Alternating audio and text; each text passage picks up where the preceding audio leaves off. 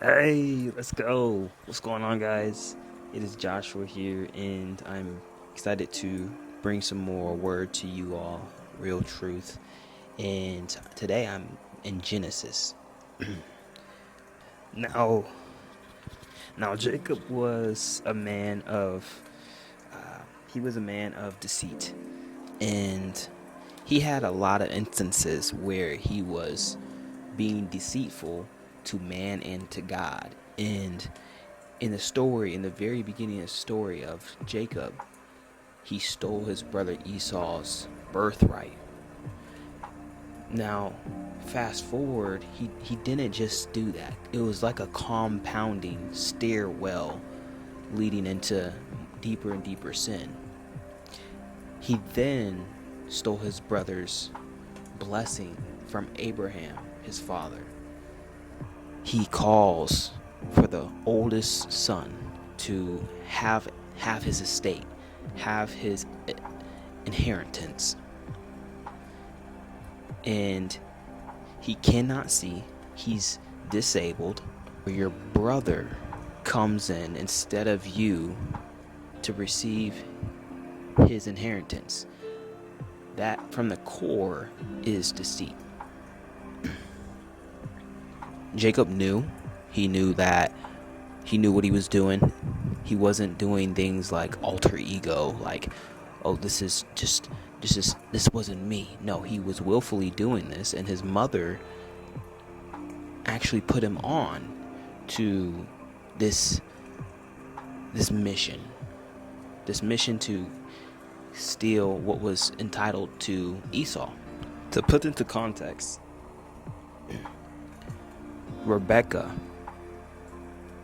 overheard Abraham telling Esau to go out in the wilderness, bring the fresh meat so that we can create a fine dinner, so that we can celebrate the inheritance, and so that I can bless you. Rebecca heard this, and she favored Jacob, and Mama favored him a lot. And so that jealousy of Rebecca seeped down into Jacob.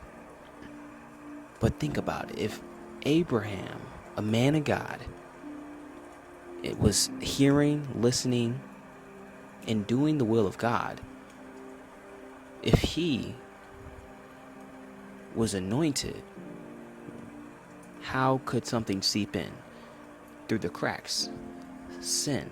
The word says that Rebecca favored Jacob. We get that. Now, she told Jacob to pose as your brother, wear his garments, have you smell like him. And Jacob's like, well, what if I don't? My brother's a hairy man. I'm baby skinned. All of these what ifs. But the plan went through. He got some food. His Rebecca cooked up the meal. Jacob proposes it to his father and receives the blessing. Esau's late. Esau's crying. He said, Father, isn't there a blessing out there? Because Jacob took all the blessings that was meant for Esau. It says Esau wept aloud. In verse 39, his father Isaac answered him, your dwelling will be away from the earth's riches, away from the dew of the heaven above. You will live by the sword, and you will serve your brother. But when you grow restless, you will throw his yoke off your neck. So that was the blessing he gave Esau. So he flees. Jacob flees. Let's get some width about Jacob's personality. He deceived his father. He deceived his brother. He's living with Laban. Laban. He sees a beautiful woman. Her name is Rachel. And Rachel has a younger sister named Leah. They are daughters of Laban. And Jacob sees them as eye candy. He sees Rachel as eye candy. Leah she had bad sight, and he didn't see her physically attractive. And a note that I think is noteworthy is sometimes the things that are good for us don't look all aesthetic. Sometimes they're just normal looking. They're kind of like underdogs. You don't really expect them to do much, but they serve you well. And Rachel just looked good, so she had the looks. And being a man, Jacob pursued Rachel. But Laban had a trick up his sleeve. In his culture, he explained. In Genesis 29, verse 26, Laban replied, "It is not our custom here to give the younger daughter in marriage before the older one. Finish this daughter's bridal week, then we will give you the younger one also in return for another 7 years of work." 7 additional years taxed onto the 7 years he already had planned or already did so that he could marry Rachel. So what did Jacob do? He obviously worked, and he took both of them as brides and married both Rachel and Leah. Now, again, Leah didn't really get shown any love. I mean, he was with Rachel mainly because of how she looked, and he cared a lot about that, Jacob did. He was a man looking at her, and he hardly showed Leah, which was he saw as disabled because of her eyesight. And God had righteous judgment. He gave Leah children, birth after birth after birth after birth. And Rachel started to get a bit jealous. She started to get a bit competitive. In Genesis 29, verse 31, it says, "When the Lord saw Leah was not loved, he enabled her to conceive, but Rachel remained childless." So the tides kind of turned. And Leah's like, well, he has to love me now. I'm bearing his children. It says, when Rachel saw that she was not bearing Jacob any children, she became jealous of her sister. Jealousy. Jealousy is another form of competitiveness, because you're like, why does this person have this? I want this. I deserve better. You put yourself at the center of that problem. Rachel started to blame Jacob. He was like, why aren't you bearing me any children?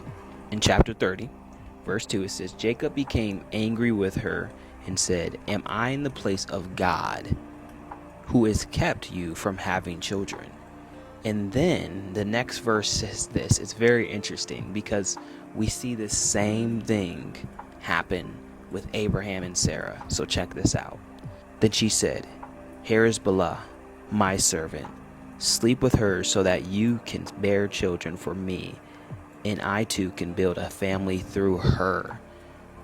Do we remember the story of Hagar, the servant, Sarah, and Abraham?